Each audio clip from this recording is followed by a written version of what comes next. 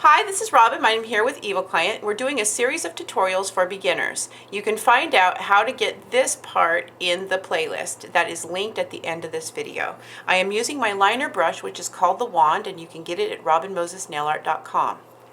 I'm starting this design with acrylic paint by Apple Barrel, and it's white, and I've used a little spray mister, a body spray mister, boop boop, and you get it down to the consistency of hair dye.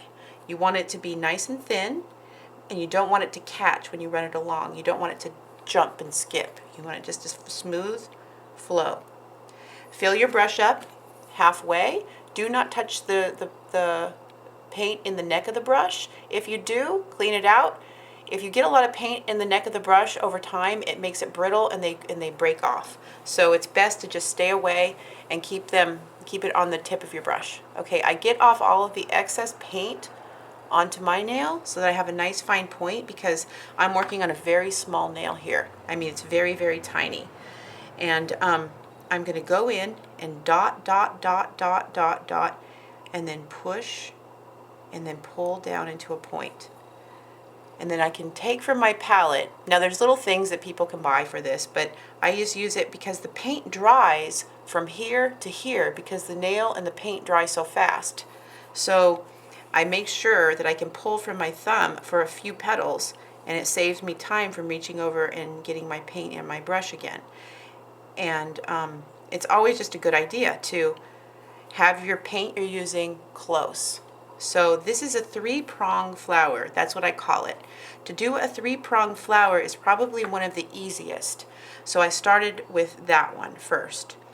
You push and pull to a tip. Push and pull to a tip. Push, pull to a tip. You can make mistakes with a 3-prong flower and it doesn't show, and you can cover mistakes like here where it's like kind of weird and wonky. You can just push and pull, push and pull, push and pull. And you practice this on a piece of paper with water, and the paper sucks up all your excess water and allows you to get the feel of how you're supposed to paint these stripes. I mean these strokes.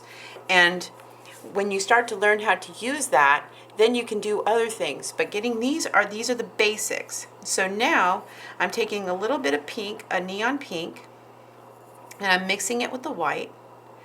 And you want to start out doing white, and then you're going to do a light pink second. So the light pink goes 3/4 of the way up. And you just kind of color it in like a coloring book, 3/4 of the way up, like that. And really, that just takes practice. You just have to color it in. Boom. It dries really super fast. And if you're doing 2 nails, just 2 ring fingers, by the time you're done with 1 ring finger, the second ring finger is dry, and it will keep you on time for your clients. I'm doing all of these beginning tutorials for people who have a clientele and run behind and need help.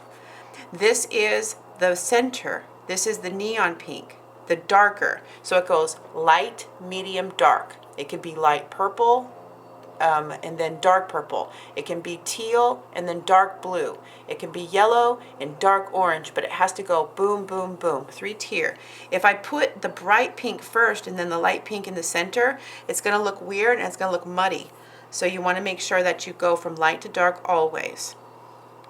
If you know someone struggling or you want your nail tech to try this, please give it to them and share these. I'm doing all of these beginning stroke tutorials for you guys. So there's that, and you have your 3-prong flower. Very simple. It takes practice and it takes patience, but you can do it. I'll see you back with more. Bye.